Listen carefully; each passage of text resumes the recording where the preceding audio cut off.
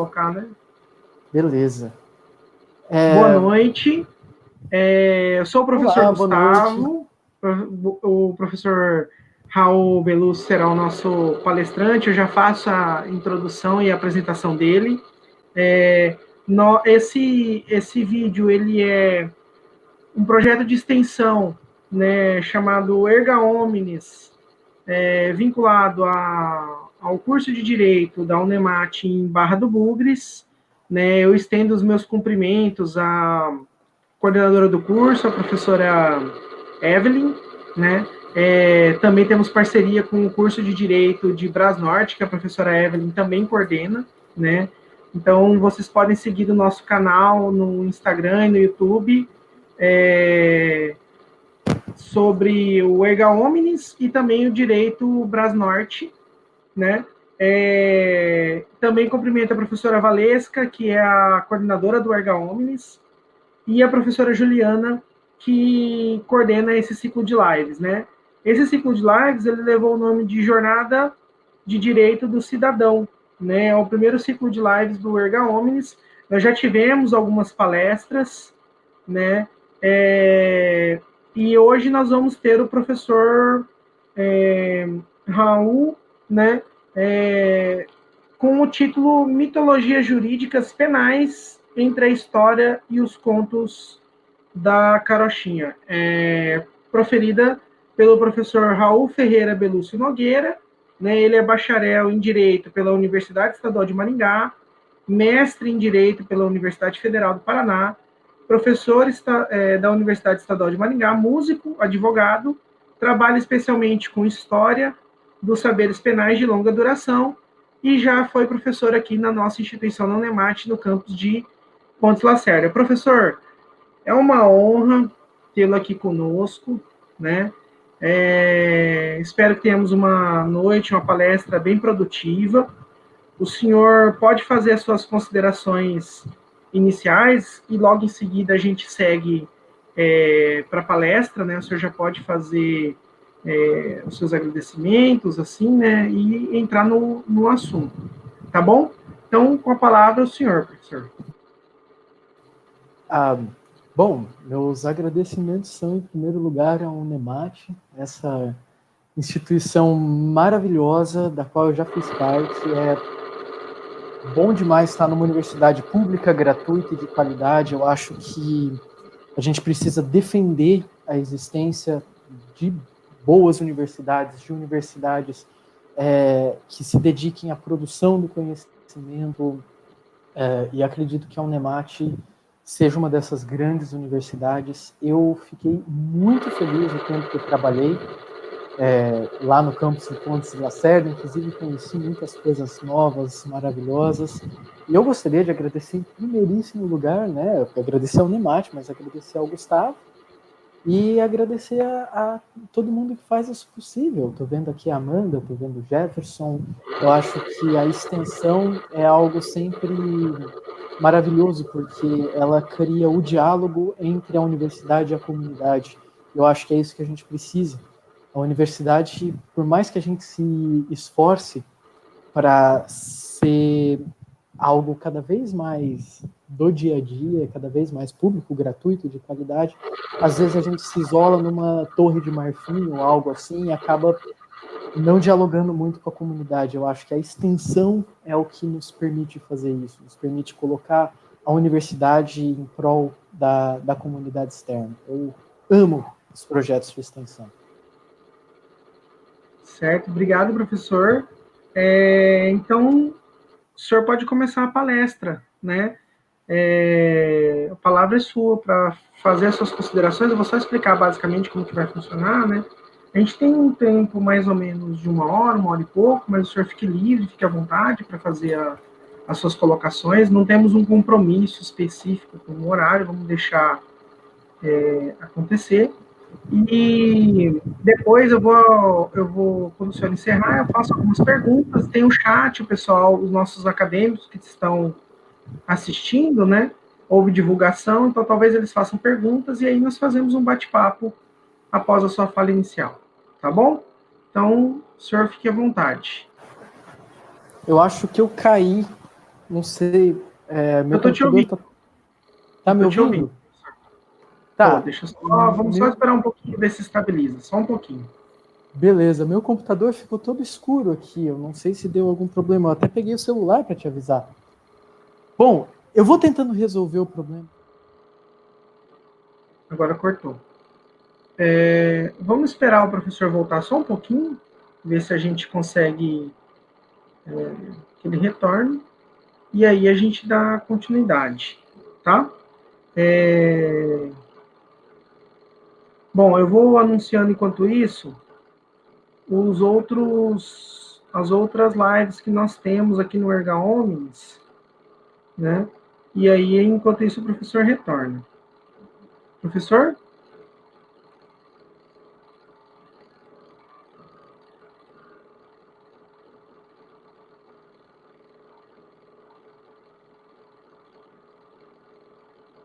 Professor, você está me ouvindo? O senhor está aparecendo aqui na tela, só não sei se o senhor está me ouvindo.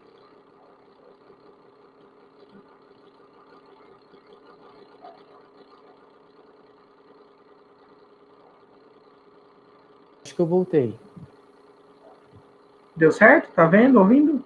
Deu certo, deu certo. Eu engatei o cabo da internet aqui e algo aconteceu. Gente, mil desculpas. Não, É isso tranquilo. que dá trabalhar com história, né? Os mortos vêm puxar nosso pé às vezes. E acontece alguma coisa meio do nada, né? Bom, galera, eu vou só pedir um instantinho aqui, então, porque desconfigurou tudo que eu tinha ajeitado aqui, mas a questão é a seguinte: o que a gente vai conversar hoje? A gente vai fazer uma conversa sobre a história do penal, a história do direito penal. E para fazer isso, uma das coisas que a gente precisa fazer é tentar entender o que é esse direito penal.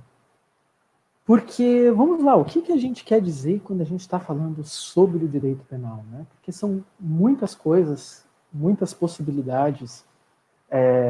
A gente precisa delimitar um pouco melhor, afinal a gente tem... O mundo é muito rico, né? E a gente tem várias manifestações diferentes do que poderia ser o poder de punir, por exemplo. A gente tem manifestações diferentes do que o Estado, por exemplo, né? Então, a gente vai, antes de começar com as mitologias jurídicas penais, vamos discutir um pouquinho o que é o penal. Depois a gente fala um pouco sobre as mitologias, né, sobre esses contos da carochinha que a gente encontra em manuais, certo? Diversos manuais de direito penal que a gente tem por aí. E aí a gente fala um pouquinho da questão histórica. Então vamos lá. Galera, eu quero, geralmente em sala, eu vou pedindo para a galera ir falando enquanto eu escrevo na lousa, etc. Agora, o que eu vou pedir para vocês é o seguinte, né? Pensando em direito penal, qual que é a primeira figura que vem na sua cabeça? Você provavelmente pensou numa prisão, você provavelmente pensou no Código Penal, você provavelmente pensou na figura do juiz, da juíza, você provavelmente pensou naquela figura austera de alguém que vai exercer poder. Agora, o que eu queria dizer é que essa concepção de direito penal, ela está muito ligada ao que a gente entende hoje por direito penal, ao que a gente entende hoje por direito penal aqui no Brasil, aqui no Ocidente de civil law, né, digamos assim, né, que varia um pouco, mas naquilo que seria chamado de Ocidente, é claro que há debates se a gente seria Ocidente ou não, né? Mas, além disso, quando a gente fala de direito penal, além de uma concepção muito ligada à nossa ideia de sociedade hoje, aqui, a gente também tem outras questões, que são outros saberes penais com os quais a gente dialoga, né? Vamos lá, se eu perguntei o que é direito penal e vieram aquelas figuras na cabeça, se eu perguntar para vocês o que é crime, faça agora, feche os olhos e faça imagens mentais. Crime, o que é crime? Você com certeza pensou no criminoso, na criminosa. Você com certeza pensou em questões sociológicas, você com certeza pensou em desigualdade, você com certeza pensou talvez em tráfico de drogas.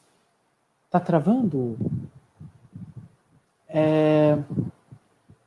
Vão me avisando aí, galera. Para mim aqui parece que tá tudo ok, mas me avisem se estiver travando, que qualquer coisa eu volto, a gente reajeita.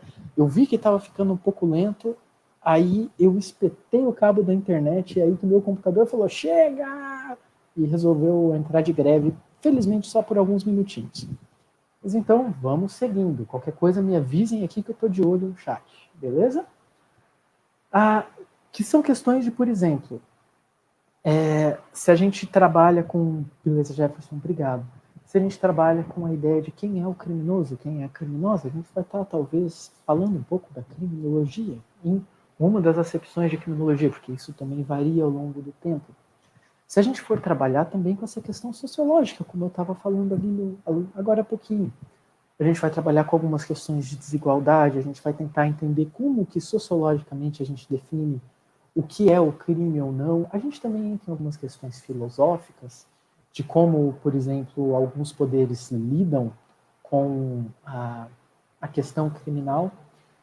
Então, peraí, vamos lá. O que foram esses dois pontos que eu trouxe aqui?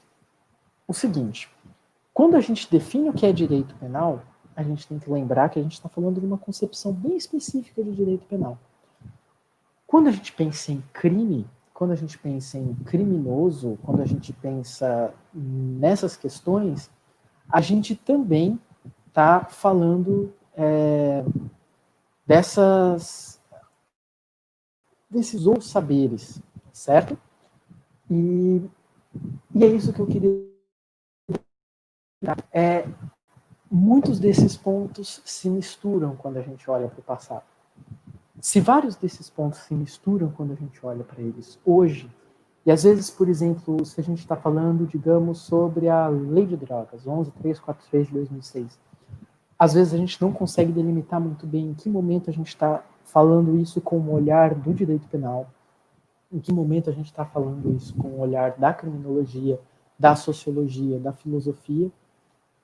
Pois é, eu vou dizer o seguinte, se hoje é difícil a gente fazer isso, quando a gente olha para o passado, isso se agrava, né?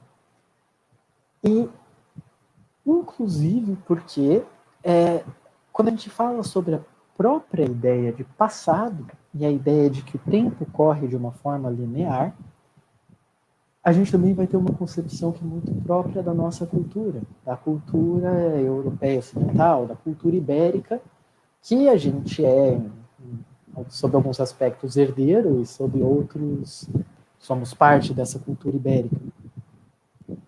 Então, vamos lá, peraí. A gente vai falar o seguinte: história, penal, no passado. E o que eu estou querendo dizer agora é que cada um desses pontos vai ter uma concepção específica que a gente precisa delimitar, né? A gente tem sociedades indígenas no Brasil que vão lidar diferente, por exemplo, com a ideia de passado. Os incas, maias, astecas lidavam diferente com a ideia de passado. A gente tem toda uma literatura pós-colonial que vai trabalhar também com essa ideia de passado, que vai trabalhar de uma forma completamente diferente da nossa. Mas vamos lá. Quando eu quero falar de passado, o que eu estou dizendo? De coisas que aconteceram antes. Esse antes, é claro que é difícil da gente lidar com ele, mas coisas que não estão no presente e coisas que não estão por vir. De certa forma, a gente sabe e tem uma ideia do que a gente quer dizer com o passado. Só queria pontuar que podem ter condições diferentes. E agora, vamos lá. Quero pedir para vocês, com base nos filmes que vocês assistiram, com base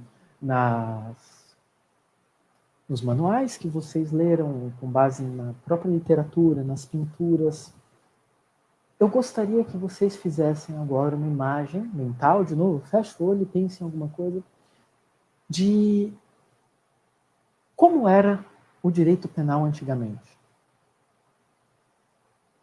O que você pensa quando você pensa no direito penal no passado, o que vem na sua cabeça? Eu vou fazer alguns palpites aqui, tá? Vocês vão me dizendo se eu tiver errado. Ah, maravilha. Agora que eu vi aqui que vocês disseram que não estava travando, tudo bem, obrigado, Santiago. Que é a questão seguinte, né? Vocês imaginaram, por exemplo, uma inquisição que iria atrás, perseguiria, mataria por qualquer coisa e mandasse todo mundo para a fogueira? Você pensou num direito desumano, por exemplo, né? Você pensou em algo torturante? Você pensou em penas de prisão que pareceriam calabouços, né? Calabouços horríveis, torturantes, a galera amarrada.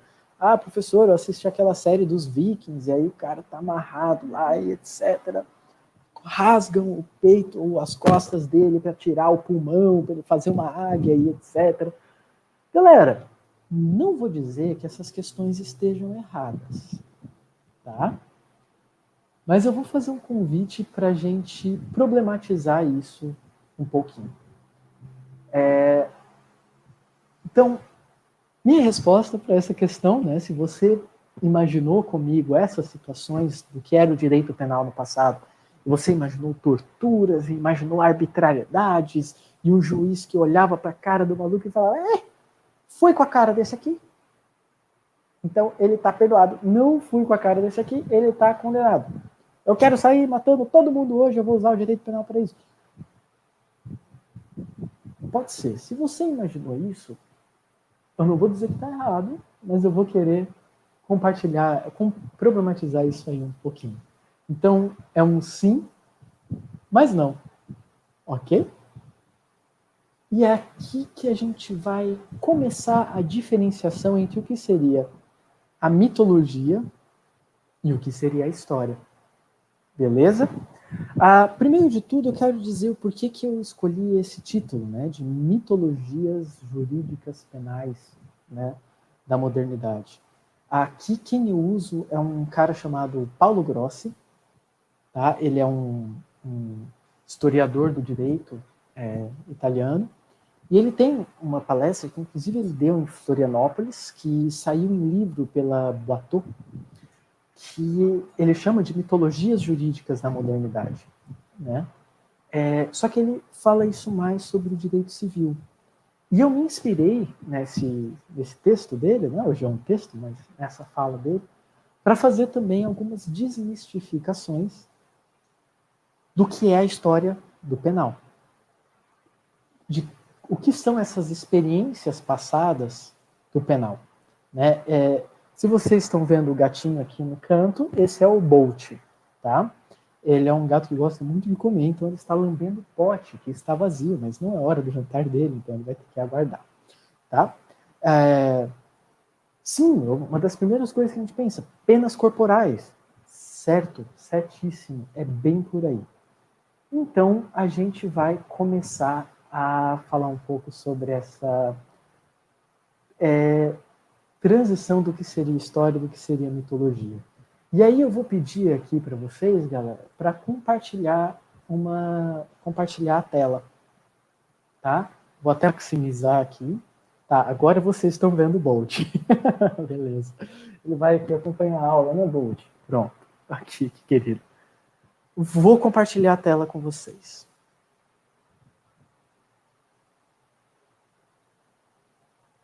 Hora que estiverem vendo, me avisem.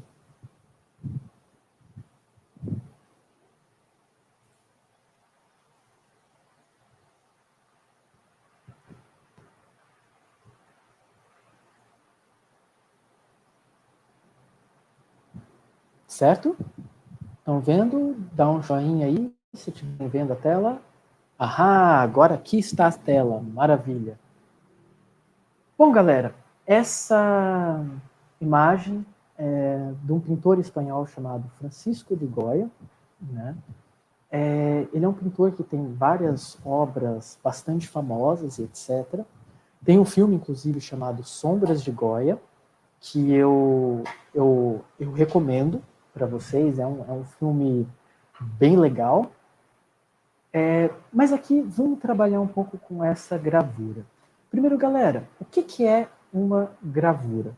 Né? A gravura foi uma das primeiras formas de você conseguir reproduzir imagens em série, certo? Quando você estava a gravura, você fazia... No filme é legal que mostra bastante isso. Você pegava uma placa de metal, riscava com uma pena essa placa, né, com o metal derretido. Você tinha que fazer isso muito rápido e depois isso podia ser utilizado para prensar vários papéis iguais. Então isso também teve um papel político muito forte, porque você conseguia panfletar isso, né, para várias pessoas. E o Goya fez justamente isso. Né? O Goya, inclusive, olha só, ele estava lá no final do século XVIII, início do século XIX, na Espanha, certo? E ele estava lá durante as ocupações napoleônicas. Tá? E muitas dessas gravuras que ele faz, inclusive essa, são gravuras que ele faz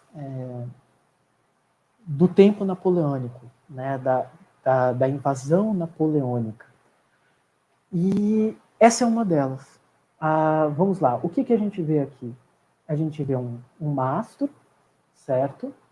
A gente vê que a pessoa executada está segurando aqui um crucifixo, certo? A gente vê que tem uma multidão assistindo atrás, né? Aqui a gente consegue, se a gente olhar com bastante atenção, deixa eu ver se eu consigo dar um zoom nisso aqui, acho que isso aqui não é zoom, não. Então tá bom. Se a gente olhar com bastante atenção e olhar bem de perto aqui, vocês vão ver que tem um aparelho no pescoço dele, tá? Isso é um garrote. Era uma forma de execução que era tida como mais limpa, né? Nessa época, que você ia girando, tá? Até que você destroncasse o pescoço do condenado, tá? Até o século XX, isso estava em vigor como uma forma de execução, tá? Na Espanha. A última execução, acho que foi dos anos 70, salvo engano, por incrível que pareça. Salvo engano, não tenho certeza da data. E tá, vamos lá, qual que é a situação que se tem aqui? Vamos lá. Ele está de preto, beleza, segurando um crucifixo, porque afinal, especialmente na Espanha, a gente tinha uma sociedade bastante católica, né? Então você tem os 7 sacramentos, você tem a unção, no caso a unção dos enfermos, porque ele não estava enfermo, mas você tem a confissão, né? E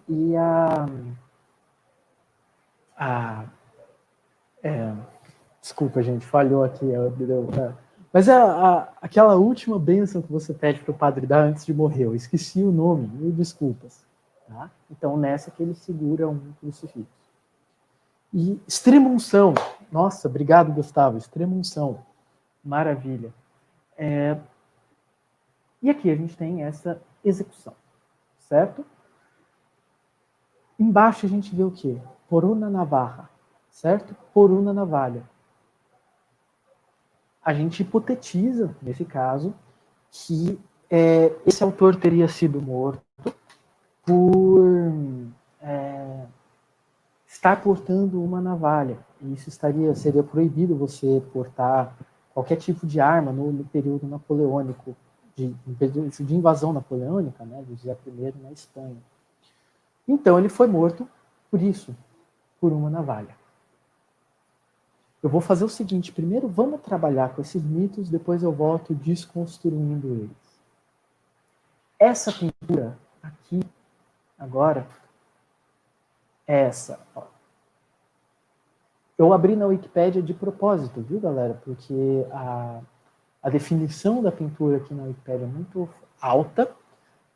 A gente está...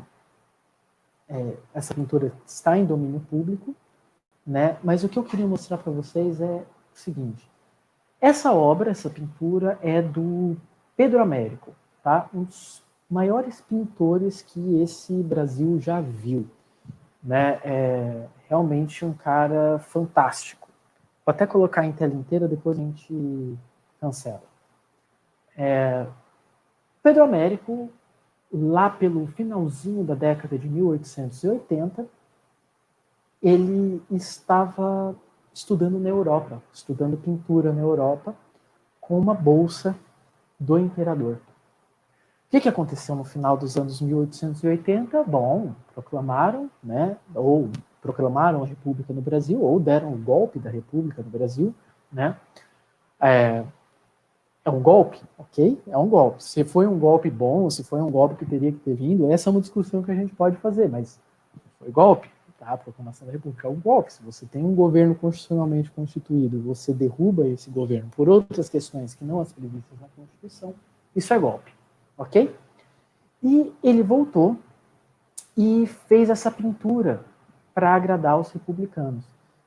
Não sei se vocês perceberam, mas olha, vamos lá. Primeiro de tudo, a gente tem aqui um patíbulo, né, o lugar em que Tiradentes teria sido enforcado, né? Ele foi enforcado aqui. A gente tem, olha só, no próprio rosto de Tiradentes, uma ideia de equipará-lo, né, ao Jesus Cristo. Não à toa, esse crucifixo está aqui. Você quer transformar o Tiradentes com essa pintura? O que o Pedro Américo está dizendo aqui é que o Tiradentes foi um mártir da independência, né? E então ele está equiparando a figura de Tiradentes à de Jesus Cristo. Tem muitas análises que a gente pode fazer dessa pintura, mas eu vou fazer de forma simplificada aqui. Não sei se vocês perceberam, mas o corpo esquartejado de Tiradentes, né? Porque Tiradentes foi esquartejado, foi enforcado, né? Aqui a corda da forca de Tiradentes, e depois ele foi esquartejado, né? Os membros do corpo de Tiradentes, da forma com que eles estão colocados, eles formam um mapa do Brasil.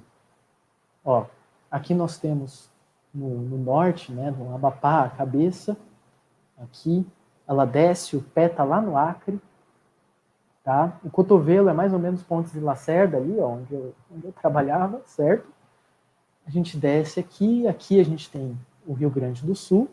Sacanagem, tá aparecendo esse negocinho aqui, né? É de 1893, então 4 anos de república só. Na época o tempo passava mais devagar. Aqui é que agora a gente tem uma notícia que em uma semana ninguém mais está falando mais nada no Instagram, né? Na época ele fez isso aqui logo depois, ele fez logo em seguida. Aqui a gente tem o Nordeste, enfim, o corpo dele faz um mapa do Brasil. E a ideia que a gente tem, então, é que a gente tem um Tiradentes que foi brutalmente esquartejado, né? Brutalmente morto. Beleza. Esse é mais um ponto que eu queria trazer. Vamos lá. Espera aí só um segundo que minha tela está terminando de se organizar aqui. Beleza. Galera, por que eu trouxe essas duas figuras aqui? Tá? Do Francisco de Goya e do Tiradentes esquartejado, né? Do Pedro Américo. Para dizer o seguinte, né? Numa primeira leitura, numa leitura mais apressada, a ideia que a gente teria seria a seguinte, né? Isso confirmaria aqueles mitos, aquelas ideias que a gente teve, de que o direito do antigo regime, né, o direito até o início do século XIX, era um direito bárbaro, um direito terrível, que matava as pessoas por qualquer coisa e etc. Mas eu queria levantar primeiro uma coisa. Vamos lembrar que ambas as obras, tanto do Goya, lá na Espanha, no século XVIII, final do século XVIII, quanto a obra aqui do Pedro Américo, são obras críticas, que estavam criticando essa forma de justiça. E no caso aqui do Francisco de Goya, ele está criticando uma potência invasora. Oh, que legal, Santiago, fico feliz, cara, que legal. E, no caso, ali também, a gente está criticando uma forma de justiça, tá? Mas vamos lá. Aqui ele está criticando o uso do garrote? Não necessariamente. Ele está criticando o fato de que ele tenha sido executado em praça pública? No caso do Goya, como a gente tem várias graturas dele, a gente até poderia entender que sim. mas não é a principal ideia dele. O que ele está discutindo? Por uma navalha. O fato de que ele está sendo morto por uma navalha. Por não poder portar armas. Mas na época, poxa, todo mundo deveria portar navalhas, né? Beleza, esse é um exemplo. E aqui no Tiradentes esquartejado, que é o que eu queria trazer principal, é o seguinte. Olha que doideira, né? O nome da rainha de Portugal que condenou os inconfidentes, né, é a Dona Maria I, Dona Maria, conhecida como Dona Maria a Louca, tá? Porque depois realmente ela teve algumas questões, tanto que ela não era mais capaz de reger o reino. Então, quem ficou como regente foi o Dom João VI, né, que nas ocupações napoleônicas, né, os dois pontos que eu queria ligar aqui, né, eles estão criticando duas coisas que teriam acontecido na mesma época: a invasão da Espanha e a invasão e, né, a Inconfidência. Pouquinho depois, Dom João VI teve que fugir com a comitiva dele para o Brasil, em 1808. A Dona Maria Louca, antes ela era conhecida como Dona Maria a Misericordiosa. Misericordiosa? Dona Maria...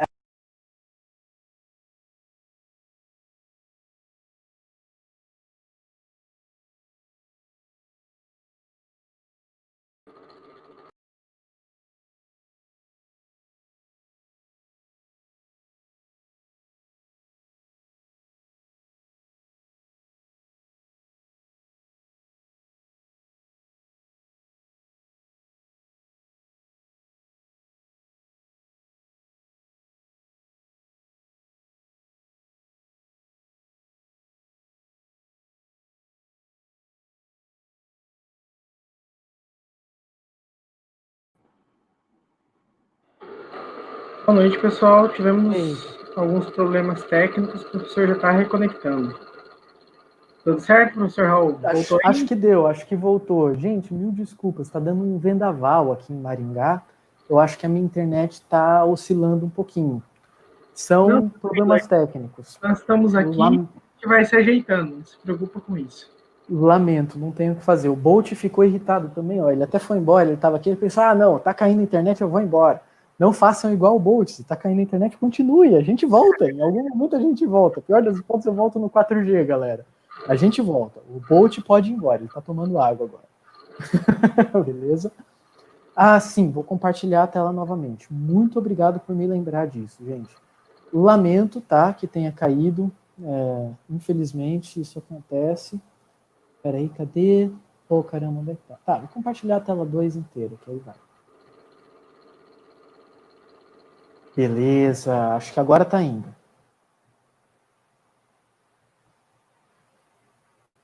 Bom, não sei se está compartilhando, mas eu vou conversando de onde a gente tinha parado. O que eu quis trazer dessas duas obras é que elas ligam pontos que são muito próximos. Aê, maravilha, obrigado, Jefferson. Brigadão, querido. São duas questões que se ligam muito próximo, em termos de tempo, né? Ou seja, a gente está no final de um direito penal que a gente poderia dizer aqui que, de certa forma, é medieval. Né? A ideia de medievalidade ela vai até o final do século XVIII, pelo menos no direito. A gente já fala sobre isso, tá? Mas qual que é a questão que eu estava comentando aqui? A Dona Maria, essa mesma Dona Maria, né, que mandou esquartejar o Tiradentes, ó, enfiar os membros dele numa estaca, espalhar os membros dele por aí tudo e etc., ela ficou conhecida como Dona Maria a Misericordiosa, a Piedosa, acho que é a Piedosa, enfim, alguma coisa nesse sentido. Vamos lá. É sobre isso que eu queria falar. Olha que doideira. Vocês já pararam para pensar o seguinte, né? A Inconfidência Mineira, ela não foi só o Tiradentes que virou sozinho e falou: mano, acho que eu vou fazer uma inconfidência aqui, cara. Eu tô meio de cara com isso aqui, com essa relação aí de Portugal, esse negócio de mandar os ouro para Portugal. Tô meio de cara, eu acho que a gente tem que fazer uma república aqui em Minas Gerais, mano. E eu tava ali tirando o dente do maluco outro dia e falei isso para ele, aí não foi de um homem só. certo? Não foi apenas uma pessoa que fez a Inconfidência Mineira. O que aconteceu com os outros? Foram enforcados e esquartejados? Não. Não. Foram perdoados ou tiveram a pena comutada de alguma forma. Tomás Antônio Gonzaga, acho que foi para Angola com cargo público. A galera tinha que mudar de lugar e depois voltar, mas enfim. Olha só, a gente estava falando do crime que, em tese, na época, era o crime mais grave de todos, tá? Que era o crime lesa majestatis, né? Majestatis, desculpa. A gente está falando de um crime que talvez só a heresia fosse tão grave quanto para a época. E no final das contas foi praticamente todo mundo perdoado.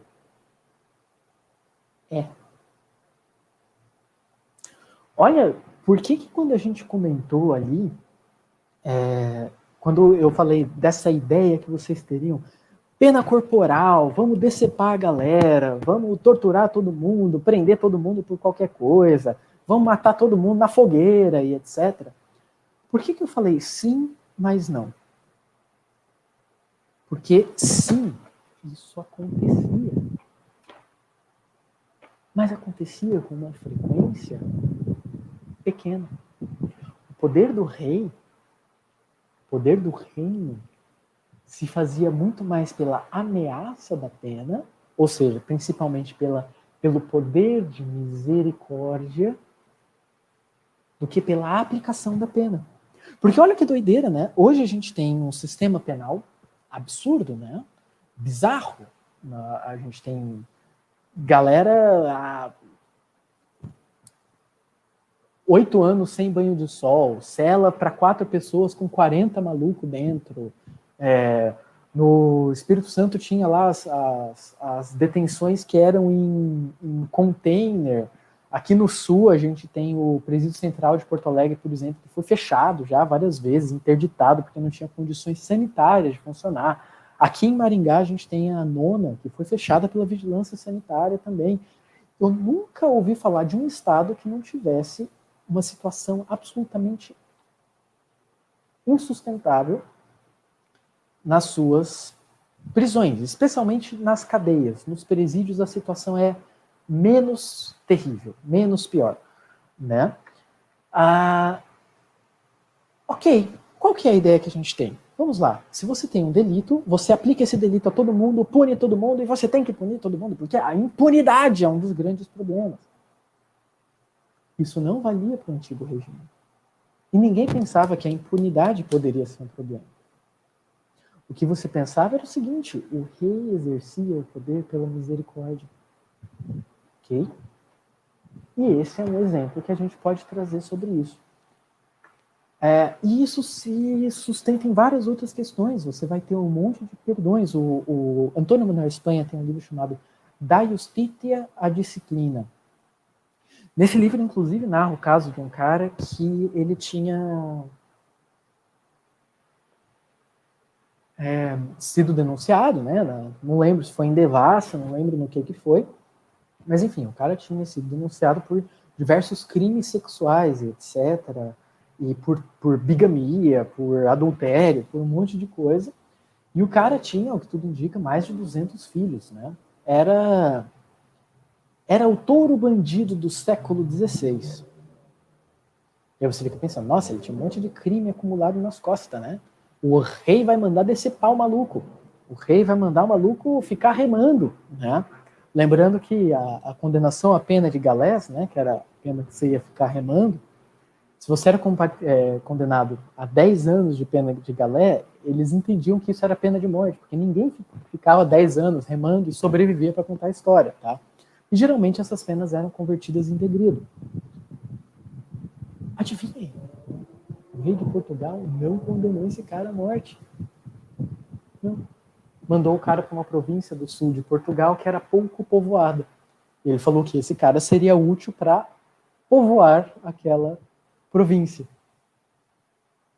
Isso acontecia com certa frequência, né? Acho que foi o rei Frederico da Prússia que leu o livro quinto das Ordenações Filipinas, né? O livro quinto das Ordenações Filipinas era o Código Penal. Ai, até me dói falar que esse era o Código Penal, mas era onde a gente tinha os crimes, né?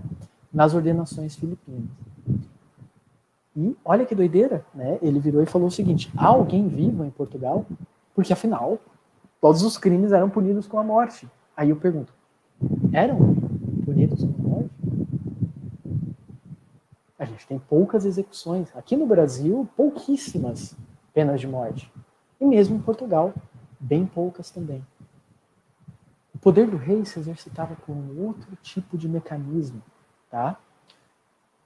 Você tinha uma administração dos ilegalismos que era muito diferente de como hoje a gente faz uma economia dos ilegalismos. Aqui eu vou para Michel Foucault, tá? A ideia é que você ajeitava a paz social de uma forma um pouco diferente. Você igualava perante o rei os diferentes grupos sociais. É claro que, bom, vamos lá, né? Tiradentes sofreu essa pena e os outros não sofreram essa pena, por quê? Porque Tiradentes era o único pobreco do rolê, né? Ele era o barbeiro, ele era o único classe média baixa ali. Ele que a corda ia estourar do lado dele mesmo, né? Os outros que tinham terras e etc., não sofreram essa mesma punição.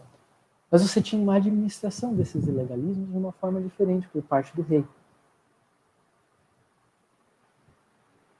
E é esse o ponto que eu quero diferenciar história e mitologia. Né?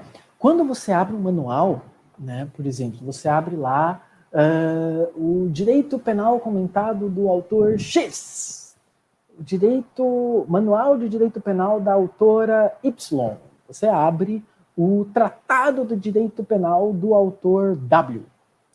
Aí você abre lá, sei lá, por exemplo, o artigo 186, maus tratos. Aí você vai ter lá um histórico. Aí vai ter lá dizendo, entre os romanos, você vai ter um parágrafo para falar, entre os romanos, o pai tinha direito de vida e morte sobre seus filhos. Já na Idade Média, aí parágrafo seguinte, já na Idade Média, com o cristianismo, o pai já não tinha mais poder de morte sobre seus filhos. Mas o rei podia matá-los, sei lá. A primeira vez que o delito de maus tratos foi tipificado foi em 1500 e não sei o que, no reinado Blair alemão. Tá, vamos discorrer um pouquinho sobre isso aí. Primeiro parágrafo. Roma. Quando o primeiro parágrafo não é o Código de Hammurabi. Né? Vamos lá, Roma. Em Roma o direito era assim. E aí eu pergunto para vocês, né? Quando a gente fala em Roma, a gente está falando do quê? Da Roma, que era um povoamento etrusco no meio da Península Itálica? Da Roma, que era uma vila? Da Roma, uma cidadezinha minúscula que entrou numa treta com Cartago e se ferrou? Da Roma reinado? Da Roma monarquia? A gente está falando da Roma república? A gente está falando da Roma império? A gente está falando da Roma cristã? A gente está falando do Império Romano do Oriente? Vamos lá, acho que se a gente for falar de Cartago até a queda de Constantinopla, chamada queda de Constantinopla, né? Você vê como a história tem também um viés bastante político, né? A gente fala a queda de Constantinopla, a tomada de Constantinopla, a invasão de Constantinopla pelos turcos.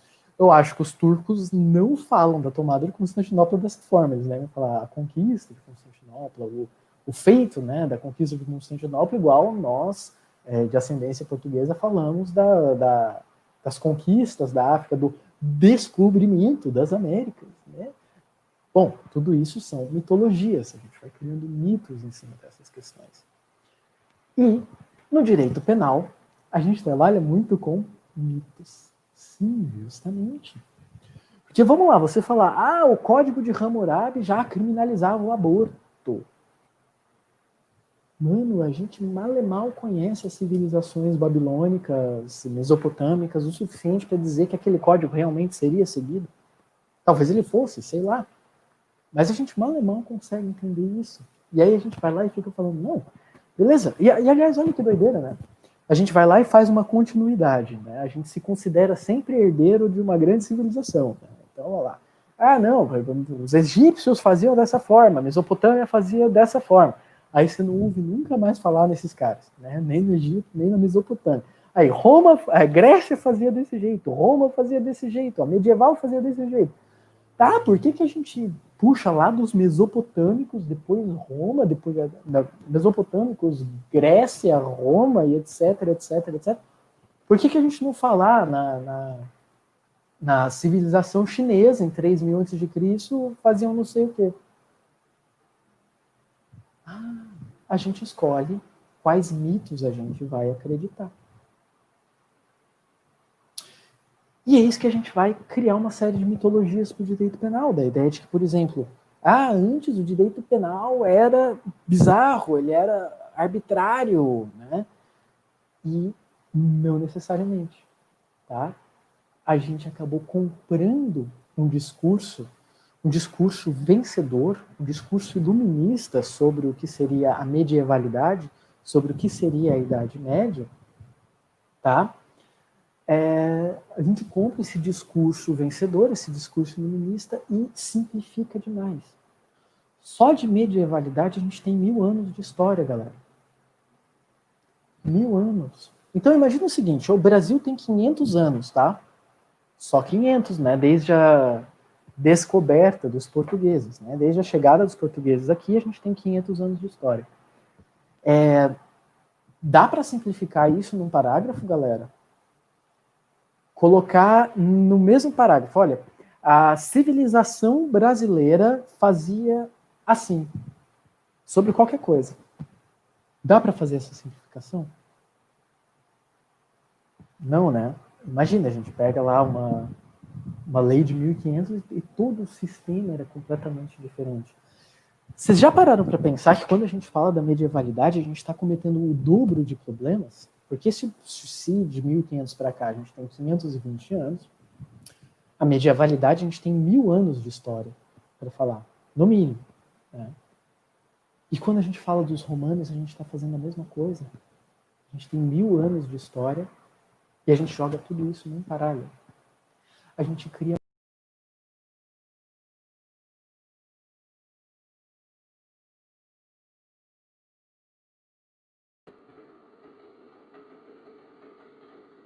Só vamos esperar mais um pouquinho aí, essa intercorrência, ver se o professor reconecta. Como ele disse, ele está em Maringá e está com tempo de chuva, então está instável, né? Deixa eu dar uma olhada aqui no chat, o que vocês estão falando, só para a gente manter o fio aqui.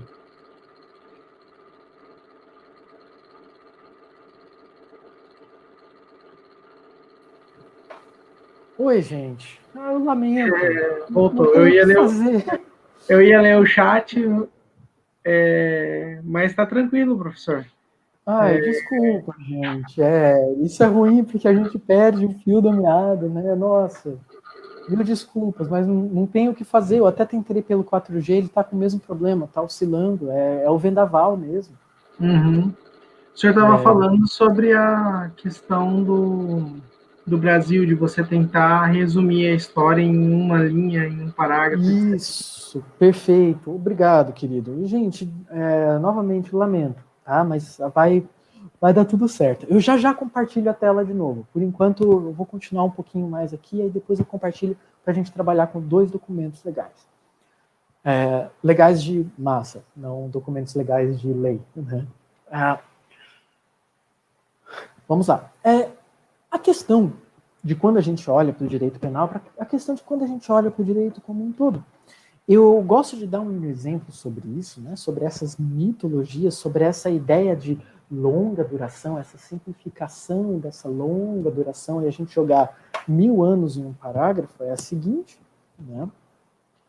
A quem interessa, por exemplo, dizer que a ideia de família foi uma desde sempre. Que desde sempre a gente entende por família a mesma coisa.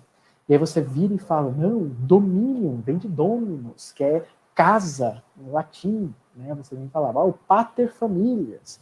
Aí você vai falar do pátrio poder, e vai ter gente que vai falar, não, o poder familiar está errado, porque desde que o mundo é o pater familias. A quem interessa isso? E por que não se problematiza, por exemplo, a própria ideia de família entre os romanos? Porque, vamos lá, a ideia de família entre os romanos, você tinha, sim, o pater familias, etc., mas você tinha uma série de clientes que estavam em volta dele, aí você tinha também, claro, esposas, filhos, os filhos, etc., um monte de filho adotivo, que era super comum em Roma. Estou falando do Roma no período estoico, tá? Não vou cometer o mesmo erro de simplificar e jogar para Roma tudo a mesma coisa, né? Você colocava os escravos, você colocava os porcos, o gado, tudo isso fazia parte da família. E engraçado, né? Hoje a gente não faz isso, e a gente entende família de uma forma bem diferente da romana. Mas engraçado, né? A gente não recorre aos romanos para dizer, nossa, esse meu porco aqui, ele faz parte da minha família, do meu dominus, do meu domínio, tá? Mas a gente recorre aos romanos para falar, não, desde sempre, família foi homem, mulher e crianças. Pronto. Pois é, com o direito penal é a mesma coisa. A quem serve dizer que o direito penal atual é o melhor direito de todas as épocas, que antes sempre foi pior e que a gente está sempre progredindo, que está sempre melhorando? Eu vou dizer, talvez não estejamos. Nunca ouvi falar de uma civilização, antes da civilização contemporânea, que tivesse 700 mil pessoas presas. Nunca ouvi falar de uma civilização anterior às contemporâneas que prendesse as pessoas e as torturasse por anos seguidos a fio. Professor, mas e a Inquisição? Galera, olha só que doideira. Se eu disser para vocês que a Inquisição nunca matou ninguém. Não é mentira essa afirmação, tá? Porque ela entregava para a justiça secular matar. Mas aí era só uma brincadeira que eu estava fazendo. Mas a ideia da Inquisição, vamos lá. Onde que a gente pensa que a Inquisição foi mais forte? A caça às bruxas foi mais forte. A gente sempre pensa, Alemanha, Inglaterra e França. Países que não eram católicos nessa época. A gente pensa na Inquisição Espanhola. Nossa, não, a Inquisição Espanhola foi terrível, etc. A gente pensa na Inquisição Italiana, foi terrível. Mas eu vou contar a história do Menocchio. Um cara que no Friuli, né, no nordeste da Itália, ele tinha uma concepção de cosmos, uma cosmologia, uma concepção de surgimento do mundo que é contra a Igreja Católica. E ele foi pego pela Inquisição. 3 vezes, salvo engano, se minha memória não falha. Não foi torturado nenhuma delas. E só na terceira ele foi condenado à morte. Peraí. Não foi torturado nenhuma vez. A ideia da Inquisição era muito aquela ideia que é muito comum no cristianismo, da ovelha desgarrada. Né? A ovelha desgarrada. A Inquisição é o pastor tem que ir buscar de volta a ovelha desgarrada para o seu bando. A questão é que a gente generaliza para a Inquisição como o pastor trata o lobo. Quando o pastor olhava para o herege, quando o pastor olhava para o protestante, quando o pastor olhava, no caso de Portugal, para o cristão novo, né, para o antigo judeu, para o antigo mouro, né, que era muçulmano antes, ele olhava não como quem olha para a ovelha desgarrada, mas como quem olha para o lobo. Mas a gente não pode ampliar essa forma com que a igreja olhava para o lobo, por exemplo, para a forma com que a igreja olhava para as ovelhas. E é aí que a gente vai fazer uma diferenciação entre mito e história. O mito, a gente faz uma explicação mais ou menos convincente do surgimento de alguma coisa. Então, olha, por surgimento da humanidade, a gente tem vários mitos. A humanidade veio do barro, a humanidade veio da criação, a humanidade veio Zeus teve lá uma filha com não sei quem, etc. E a gente tem mitos, mitologia, o estudo dos mitos, que vão tentar trabalhar com esse surgimento de uma forma que convença, mas que não vai ter um respaldo em documentos de época, por exemplo. Diferente do que a história vai fazer. A história vai pegar esses pedaços de passado e vai tentar reconstruir como era esse passado, vai tentar indagar, se perguntar como era esse passado. Pietro Costa, que é um historiador do direito italiano que eu gosto muito, ele tem uma metáfora que eu acho sensacional. Ele fala de alguém que está andando numa manhã, depois de uma ressaca do mar, está andando pela praia. E aí essa pessoa vê conchas, vê pedras, vê peixes, vê até um esqueleto de uma baleia, vê algas. Com base naquilo que ela vê na praia, depois de uma ressaca, essa pessoa tenta entender como é o fundo do mar. Esse é o trabalho da historiografia. Com base nas conchas, com base nesse documento, com base nas algas, com base nessa pintura, com base nas pedras, com base nesse relato, pode ser relato também, a gente tenta entender como é o fundo do mar, a gente tenta ver como é o desconhecido. Por isso as explicações da história, às vezes, elas não resolvem tantos problemas como a gente queria. E muitas vezes você vai perguntar alguma coisa para um historiador, e ela vão dizer o seguinte, olha, a gente não tem como afirmar isso, não tem como saber, não tem documentação suficiente, etc. Exato. A gente não tem como saber exatamente como é o fundo do mar. E a gente, embora já tenha criado submarinos, não criamos ainda uma máquina do tempo. Então a gente vai conhecer a história pelos pedaços de documento pelos pedaços de passado que chegaram até nós. Então agora, eu ia fazer um estudo agora um pouco mais aprofundado, que seria a ideia de questionar como a gente lida com esses mitos, como esses mitos surgiram, né? Então vamos lá. A ideia, se a gente for pensar, por exemplo, na justiça medieval, né? E for pensar em Inquisição, for pensar em calabouço, for pensar em viking, for pensar em todas essas coisas, etc. Muito disso são mitos. E a pergunta que eu tenho em seguida é: como será que a gente começou a criar esses mitos? O iluminismo, né? Aquela ideia, né, de colocar a razão no centro do mundo, de criar a razão e etc. Aí a gente tem vários nomes: Jean-Jacques Rousseau, Montesquieu, Immanuel Kant, vários nomes que a gente, de certa forma, usa até hoje no direito, né? Pois é, usa até hoje no direito, olha que doideira. Ou seja, olha só que doideira, né? Eles criaram o direito como a gente o conhece hoje. O que a gente entende como direito hoje, quem criou foram os iluministas, as iluministas, porque também tivemos várias mulheres importantíssimas no iluminismo. Os e as iluministas criaram o direito que a gente tem hoje. E o que eu tenho a dizer para vocês é o seguinte, né? Os iluministas fizeram isso também com outras questões. Eles vão falar, o Renascimento. Por que o Renascimento? Porque foi quando, né? Depois da Idade Média. Idade Média é o quê? É só aquilo que fica no meio, aquilo que fica entre Roma e o Renascimento, quando você renasce. Olha que doideira. Eles falaram, não, a Idade Média não tem muito o que fazer, ela está no meio, a gente esquece ela. Por quê? Porque eles estavam brigando com a medievalidade. O direito, por exemplo, foi medieval até o século XVIII. Ele funcionou epistemologicamente, né? Ele funcionou como medieval até o final do século XVIII, até 1700 e cacetado. Até o momento que a gente estava trabalhando com aquela pintura e aquela gravura ali. E aí vamos ver então o que estava acontecendo. Eu vou dizer o seguinte, galera, eu vou fazer uma metáfora aqui. O iluminismo é mais ou menos igual, também em época mais ou menos de eleição aí, né? É mais ou menos aquele político, aquela política que ele quer suceder a pessoa que está no cargo agora.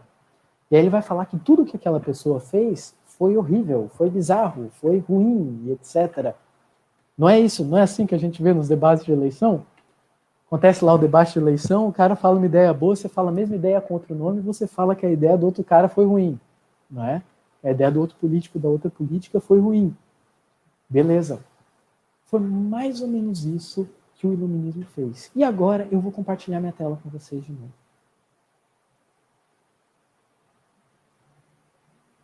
Já ouviram falar de um livrinho chamado Dos Delitos e das Penas? Acho que já, né? É esse livro aqui, ó, do Cesare de Messana, né? O Marquês de Beccaria. Eita, peraí, gente, minha internet tá difícil. Tá difícil, mas uma hora ela vem. Bom, acho que tá compartilhando aí já. Tô tentando clicar aqui, uma hora vai. Aqui, perfeito. Eu vou ler então esse pedacinho. Ó, galera, de novo eu abri a Wiksource, tá? Que é um projeto irmão da Wikipédia. Não estou dizendo para vocês usarem a Wikipédia para tudo, tá? Mas o que eu estou dizendo aqui, para esses documentos históricos, para acessar coisas em domínio público, a Wikipédia é sensacional, porque ela traz isso numa resolução alta, etc., e você não precisa se preocupar com direitos autorais. Então, por exemplo, aqui ó, a gente tem uma edição de 1821, que é uma edição facsimile de 1764, que é o ano de lançamento do Dei Delitti e delle Pene, tá? Dos delitos e das penas, do Beccaria, aqui. Edição facsimile é o seguinte, eles pegam aquela edição de 1764 e eles fazem igualzinha a ela. Então a gente tem aqui a edição de 1821, mas que ela é uma cópia exata da edição de 1764. Tá, vamos lá. O Beccaria, ele era um desses iluministas, tá? Quando a gente pensa geralmente em iluminismo, em geral vem na nossa cabeça nomes franceses, né? A gente vai ter o Jean-Jacques Rousseau, que embora fosse suíço, estava na França há muitos anos, fez sua carreira na França. A gente vai ter um Voltaire, a gente vai ter um Montesquieu, né? A gente vai ter Danton, Robespierre, a gente vai ter um monte de autor francês. Vai ter um Immanuel Kant, mas olha só que doideira, a gente não fala muito do iluminismo italiano, exceto para falar desse cara aqui, do Beccaria. Por quê? Porque o Beccaria fez um negócio que na França não foi feito. Ele pegou e fez um livro para se dedicar ao iluminismo na ideia penal, na parte penal, tá? E olha que doideiro que ele faz aqui. Vamos lá. Se a gente voltar, eu não vou voltar porque a minha internet está ruim, tá? A gente tem o índice aí, tem tudo que ele falou. E ele abre o livro, olha que legal. Endereçando ao leitor, à leitora, um pedacinho só para dizer o que ele está fazendo ali. É mais ou menos como se fosse um prefácio. E ele literalmente nomeia aqui de a quem lê. Aqui lede, a quem lê. E olha que doideira. Ele tem aqui, olha, um parágrafo. A gente não vai ler ele inteiro, tá? Mas um parágrafo, talvez até um pouco menos, porque depois aqui ele já começa a colocar a ideia dele. A gente vai ter praticamente um parágrafo só para falar de 1000 anos de direito europeu, né? Para falar de 1000 anos de direito medieval, no qual o Beccaria, curiosamente, inclusive, vai beber bastante, tá? Quando você conhece o direito medieval e vai ler, não que Beccaria tivesse errado, realmente o direito medieval aqui estava insuportável, ele precisava ser reformado, ele estava desatualizado, tinha um monte de problemas, não estava mais de acordo com o tempo, digamos assim, ele precisava de reformas. Não estou criticando o Beccaria. Mas olha só, o Beccaria faz aqui a estratégia do político. O que ele estava tentando derrubar? Não era o direito europeu? Não era 1000 anos de direito europeu? O que ele faz então? Simplifica isso tudo em pouquíssimas linhas. Então olha lá, vamos dar uma lida aqui. Alcuni avanzi di leggi di un antico popolo conquistatore fatte compilare da un principe che 12 secoli fa regnava in Costantinopoli, framischiate posce a corriti longobardi ed involte in faraginosi volumi dei privati e oscuri interpreti, formano quella tradizione di opinioni che da una gran parte dell'Europa ha tuttavia il nome di legge. É esse ponto que a gente vai trabalhar. Eu já vou traduzir, tá, galera? Sem problema aqui, não tem, é só que eu quis trabalhar com a fonte primária mesmo, na língua original. Mesmo porque a tradução tem alguns problemas, tá? Tem várias edições desse livro em língua portuguesa hoje, e das que eu tive acesso, eu não encontrei nenhuma que a tradução fosse bem boa. Se você for ler em português, eu recomendo você pegar uma edição, acho que é da Martin Claret, que tem os comentários do Napoleão. Por que essa edição? Só porque é muito engraçado, tá? Não, essa é do Maquiavel. Mas, enfim, tem a da Martin Claret, é uma tradução ok, mas eu vou fazer uma tradução agora que vai fazer alguns pontinhos que, em geral, as traduções não fazem. Ó, alguns avanços de... A maior parte das traduções colocam lei. Não são avanços de lei. Aqui a gente chamava direito, lei, etc. Eram coisas que se misturavam bastante, tá?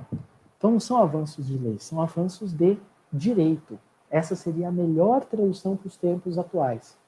Alguns avanços de direito de um antigo povo conquistador, ou seja, do povo romano, compilados de um príncipe que há 12 séculos reinava em Constantinopla. O que ele está falando disso aqui? Do Corpus Juris Civilis, tá?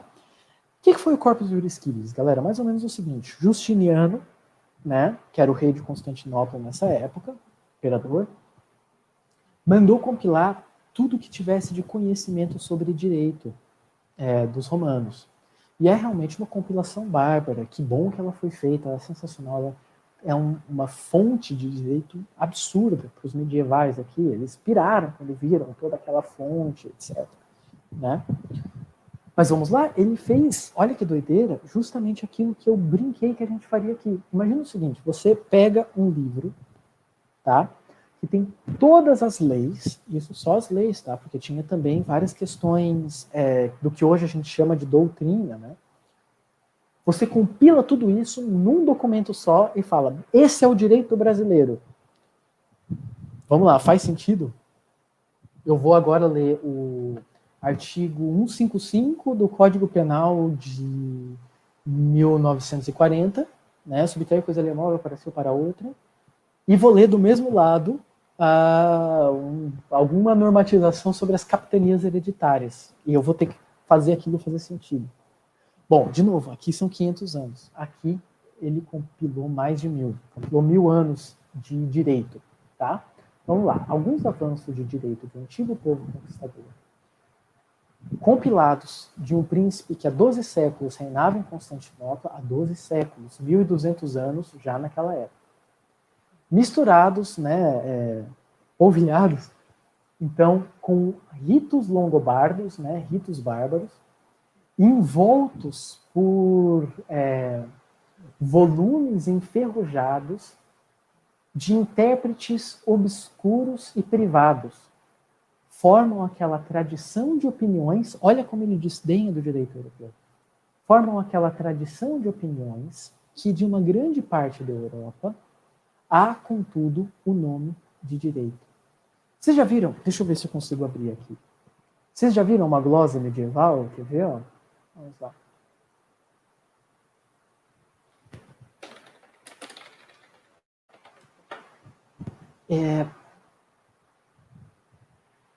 Então, qual que é a questão aqui? Bom, deixa, se carregar um dia, maravilha. Se não carregar, a gente vai continuando mesmo assim. Por que ele fala, naquela hora ali, né, dos privados e obscuros intérpretes? Porque era muito difícil entender do que a gente estava falando ali, e você precisava de ter umas pessoas que fossem entender isso, e os medievais viam eles quase como profetas. E aí você fazia desse jeito aqui, olha que doideira. Aqui, ó. Aqui, no meio, está o Corpus Juris Civilis, tá? Deixa ele fazer aqui.